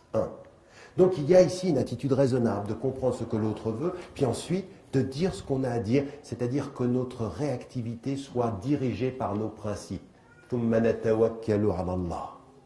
Parce que c'est ça qui est important. Par rapport à la Palestine, par rapport aux situations internationales, la même chose. Qui aujourd'hui d'entre vous n'a pas le cœur blessé par ce qui se passe en Irak? Il faut garder ça, c'est des choses... Attendez, moi je suis de ceux, je ne me tairai jamais sur la question palestinienne. Je veux dire, depuis 8 mois qu'on nous dit qu'il y a des accords qui ont repris Attendez, aujourd'hui dans le monde, c'était dans le monde d'hier, les colonies de peuplement ont été multipliées par 3, 500 personnes sont mortes, 64 enfants ont été exécutés et tués, dans le silence absolu. Absolu. Personne ne dit rien. Par 3, les colonies de peuplement ont été multipliées en 10 mois. Donc ça, moi, ça me révolte. Maintenant, je vais descendre dans la rue et dire, je vais le premier qui passe. Non, je vais commencer à réfléchir en disant, qu'est-ce qu'il me faut? 1, être informé, savoir. 2, tenir un discours extrêmement clair. Je suis avec tous les oppressés de la planète. Tous les opprimés de la planète, ce sont mes frères. Ils n'ont pas de religion. L'oppression fait que c'est ma fraternité. Je suis avec tous ceux-là, qu'ils soient du Tibet, qu'ils soient du Rwanda, qu'ils soient d'Afghanistan, qu'ils soient d'Irak, qu'ils soient de Palestine. Je suis de ceux-là et je me lèverai en leur nom. Je suis avec tous les opprimés, même en France. Je suis avec les opprimés au bord de l'Europe, avec une politique de l'immigration indigne de pays qui sont riches et qui traitent ceux qui sont pauvres et qui cherchent à survivre comme des criminels. J'ai une parole universelle. Et quant à la question palestinienne, une parole claire de non-acceptation de n'importe quel terrorisme d'État, de n'importe quelle non-respect de la dignité des hommes, mais dans un discours clair, raisonnable, pas passionné, mais déterminé. Je ne laisserai pas faire le silence des oppresseurs en me faisant tomber dans l'émotivité de ceux qui réagissent. Je ne laisserai personne me faire devenir l'objet de mon émotion, mais plutôt le sujet de mes décisions. Et ça, c'est la spiritualité. Je deviens le sujet de mes décisions. Et après, je fonctionne par priorité. Ça veut dire quoi? Ça veut dire que être un Français, être un citoyen, travailler avec le sens de son éthique, défendre la justice, être capable de parler de la justice en France comme de la justice dans le monde, avoir un discours extrêmement clair, c'est comme ça qu'on aidera les gens. C'est être juste ici pour l'être juste partout, mais pas commencer à gesticuler. Donc, encore une fois, l'émotion de la souffrance ou de ce qu'on peut, tout ce qui a été dit par la sœur qui posait la question, pour moi, ce sont des signes qu'il y a quelque chose dans votre cœur, il faut le garder. Après, il faut le traduire, il faut le transformer et il faut le rationaliser avec une vision qui soit une vision raisonnable. Ne laissez pas les gens être les manipulateurs de votre sincérité.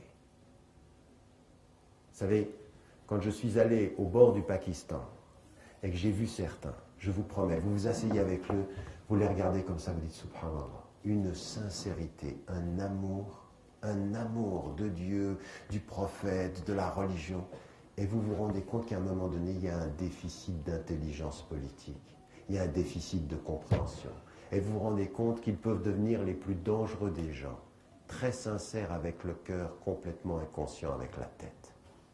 Quelqu'un pense pour eux qu'il y a beaucoup moins de sincérité que eux, avec sincérité, n'y pensent plus. Vous voyez ce que je veux dire? Quand quelqu'un peut vous amener là, alors celui-ci, il est puissant. Il est extrêmement puissant.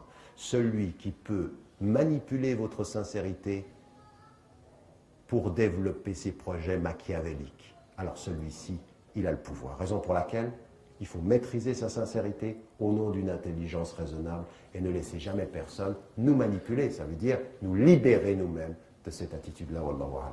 Qu'est-ce que c'est que la spiritualité? Moi, je pense qu'il faut définir les termes. Si la spiritualité, c'est des sentiments de quelque chose qui bouge dans le cœur sans trouver de forme concrète dans la pratique. Il y a cette vision de la spiritualité, c'est-à-dire la jouissance. Il y a des gens qui pensent que la spiritualité, c'est la jouissance. C'est un sentiment de plaisir. Mais écoutez, la spiritualité, c'est la souffrance et l'endurance également. C'est la patience, c'est le sabr, c'est la persévérance. La spiritualité tire son nom de l'esprit, c'est-à-dire l'acte de l'esprit intérieur. Et la spiritualité, les maîtres qui sont les plus habilités, autorisés à en parler, ce sont les gens qui ont l'expérience de la sainteté et qui nous ont légué un héritage colossal en matière de la voie initiatique spirituelle qui mène vers la rencontre et le dévoilement, c'est-à-dire le kashf, i'budillaha ka'annaka tara, adore Dieu comme si tu le vois. هذا مقام المشاهدة فإن لم تستطع فعليك بمقام المراقبة فإن لم تراه فإنه يراك. Si tu n'arrives pas à le voir, sache au moins, c'est un degré moindre, sache que lui, il te voit. Mais le musulman est invité à osciller entre ces deux stades. Avoir toujours à l'esprit présent le regard de Dieu permanent sur lui. Sinon, c'est son regard, lui, qui se porte directement sur Dieu.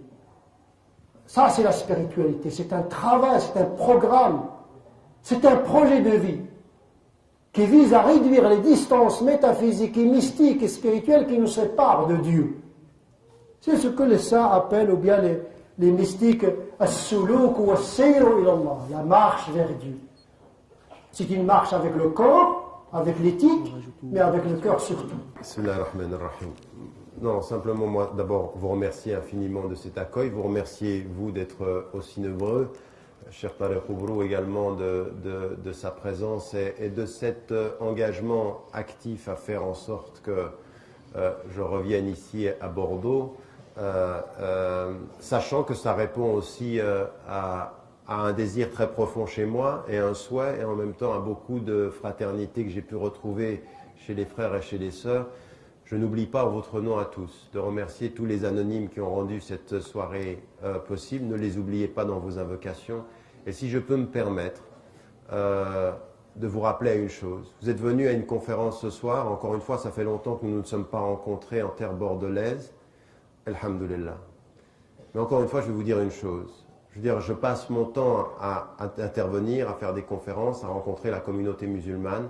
Et c'est plusieurs centaines, des milliers de personnes que je rencontre pratiquement hebdomadairement 2 à 3 fois. Et je vais vous dire une chose que j'aimerais que vous entendiez très très bien. Et que vous entendiez profondément. Et je suis content que ce soit le sujet qu'ait choisi Tariq Oubrous, c'est-à-dire sur la question de l'émotion et de la raison. Cette communauté aujourd'hui, elle a un potentiel absolument extraordinaire. En l'espace de 20 ans, ce qui s'est passé en Occident, en particulier en France, est proprement révolutionnaire. En matière de conscience, en matière de nombre, en matière de présence. On l'aurait voulu, qu'on n'aurait pas pu le faire. Et ça, c'est bi'awnillah. C'est quelque chose qui nous dépasse. Mais il y a une seule chose qu'il faut qu'on comprenne. Quand on dit Inch'Allah et quand on dit Natawakkalu ala Allah, il faut que nous entendions que nous avons à faire ce que nous avons à faire et qu'il faut maintenant se réveiller, se lever et devenir les sujets de notre histoire et non pas les consommateurs de l'histoire des autres. Ça veut dire qu'aujourd'hui, là où vous êtes, avec vos compétences, avec votre savoir, au nom d'une rationalité et d'une raison spirituelle, au nom du sens, devenez là où vous êtes des agents de contribution. Il ne s'agit pas d'avoir sur votre front « je suis musulman » ou sur votre cœur un espèce de badge « fier d'être musulman ». Notre distinction, elle est éthique. Quand quelqu'un vous voit, il doit se dire 2 choses. Cet homme ou cette femme est une question et c'est un cadeau. Le cadeau, c'est le bien qu'elle apporte là où elle est, cette personne. Et la question, c'est qu'est-ce qui fait qu'elle apporte autant de bien ? Soyez une question quant à votre agir et un agir visible par le bien que vous faites. Mais ça veut dire dans tous les domaines. Vous êtes dans le domaine de l'éducation, dans le domaine du social, dans le domaine de n'importe quel niveau. Il n'y a pas de sous et de sot métier. Il n'y a que de la dignité partout. Où que vous soyez, de la dignité, de la distinction. Et ça veut dire qu'on devient des agents. Si je reviens, moi, à Bordeaux, c'est pas encore une fois pour être content qu'il y ait 1000 personnes qui sont venues un soir. Ça ne m'intéresse plus. Le nombre de consommateurs ne dit que la consommation qui est le nombre. Elle ne dit pas la capacité critique, la capacité de l'engagement. Donc, encore une fois, ce que j'aimerais échanger avec vous, c'est aussi ces réflexions-là, tout ce que j'ai pu... Je veux dire, dans ce que je viens d'écrire de réflexion, je l'ai pris énormément de la communauté, mais en le renvoyant à la communauté. Nous n'aurons, bi'awnillah, avec l'aide de Dieu, que ce que nous méritons. Et ce que nous méritons, c'est ce que nous ferons ou ce que nous ne ferons pas. Donc, tirez de ce sujet qui a été le sujet de ce soir, l'essence même d'une responsabilisation personnelle. Vous êtes venus 1 millier, mais vous êtes 1 millier d'individus. Et au bout du compte, qu'est-ce que vous faites de ce que vous avez entendu? Qu'est-ce que vous faites de ce que vous avez entendu? 1 heure d'émotion passive ou 1 heure de spiritualité active? Au bout du compte, c'est le choix de chacun. Wallahu a'lam wa a'la wa ahkam. Assalamu alaikum.